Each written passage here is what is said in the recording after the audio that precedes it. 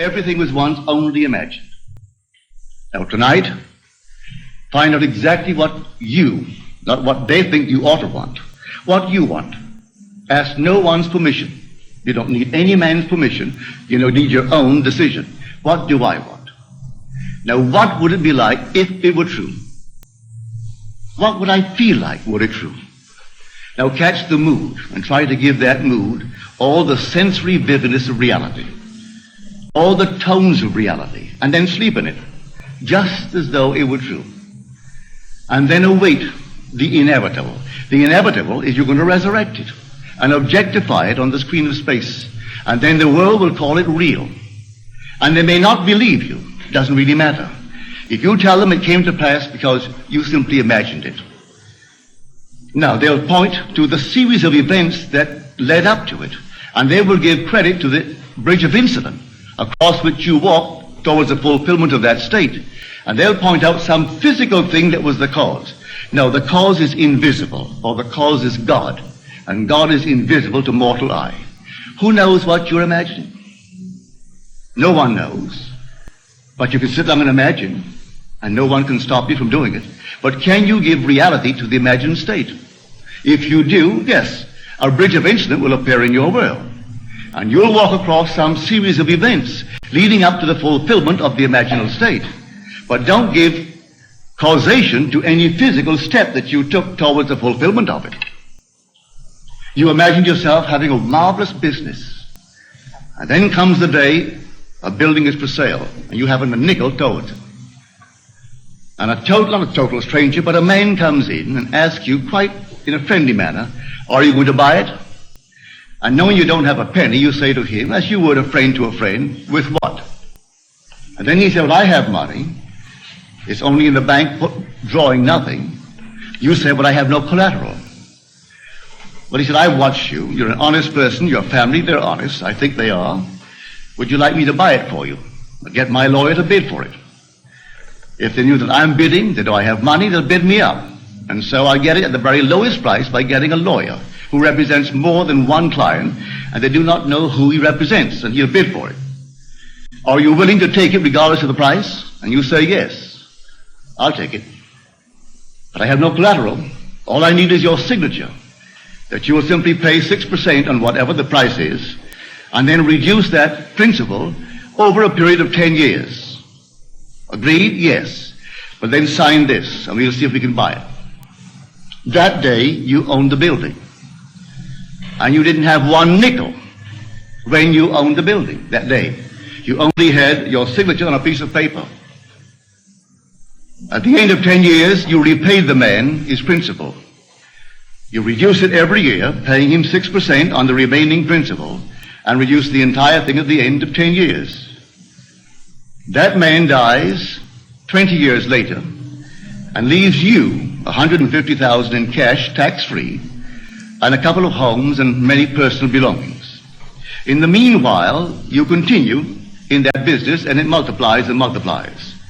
And that year was 1922, 1924. This is now 1968. That building, I'm speaking factually, that building in 1924 is now gone. He paid only $50,000 for it. It was repaid and repaid. A bank 3 years ago bought the property, because the building was rotted, bought the property for $840,000 in cash and no capital gain. From $50,000 to $840,000. In the meanwhile, the business has expanded into all the other islands, so that today you couldn't buy them out for $15 million. All in imagination. And this goes back to the imagination that preceded this man's offer to buy the building. For the young man seeing this building and entertaining a thought that the present owners deceived his father, and through deception got him out of a partnership, a junior partnership.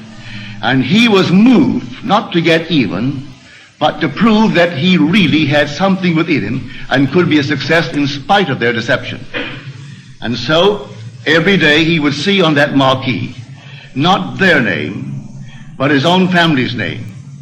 And he would see it in his mind's eye, because you could not take their name and transliterate it and make it spell this man's family's name. But he saw it. And in his mind's eye, he saw that name, which, if true, would imply the family owned it. He did it every day, twice a day, for 2 years. And then came this sudden, out of the nowhere. And the whole thing was made possible, and today they're all over the islands. And they have no partners. They've never taken in one partner, never sold one bit of stock outside of a family ownership. All by imagination. Now, I know what I'm talking about because I'm a member of that family. I'm speaking of my own family. This is not hearsay. I know it. My second brother, Victor, was the one in whose imagination this whole thing began to bloom. And he still works all by imagination. He knows what he wants, and then after having decided in himself, that's what I want, and that's good for the business, he then in his mind's eye, he appropriates it. And then let things happen. As told us in Scripture, the vision has its own appointed hour. It ripens, it will flower. If it be long, then wait, for it is sure, and it will not be late. Read that in the book of Habakkuk. Here is the true translation of that passage in Habakkuk. So when you know what you want, remain faithful to that assumption. And the assumption, though at the moment, is denied by your senses and denied by reason. If you persist in it, it will harden into fact. Are we not told that God calls a thing that is not seen as though it were seen, and then the unseen becomes seen? He calls everything from the unseen into the seen in this simple manner. For he is the resurrecting power.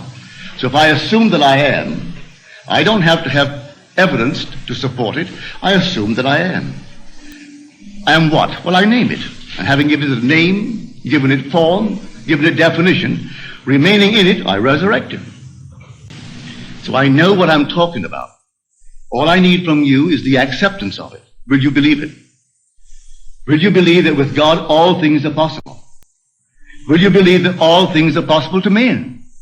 Well, you can prove it in the not distant future. But you are the operant power. It will not work itself.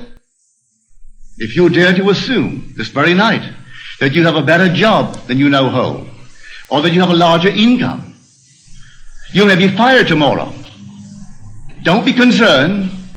On reflection, you'll see it was necessary to move you towards the fulfillment of your assumption. You could be fired. And I wouldn't bat an eye if you told me tomorrow, well, I did what you told me. You know what happened? I was fired. I have seen that. It takes someone to fire you to get you into a better job. I have seen that time and again. I wouldn't go out and quit the job. You may be promoted in the job, or you may be invited by some other concern that is competitive to join them. I do not know how it happens. I only know if you remain faithful to the assumption, it's going to happen, and you're going to be promoted towards the fulfillment of the state that you have dared to assume that is yours. I could tell you unnumbered stories along this nature. So here I say, dwell in the end. The end is where we begin. For if I've seen my name on the marquee, that's the end. I don't wait for the incident to take place in my world to move from one to the other, leading up to that. I dwell in the end. If I go to the very end, what would it be like were it true?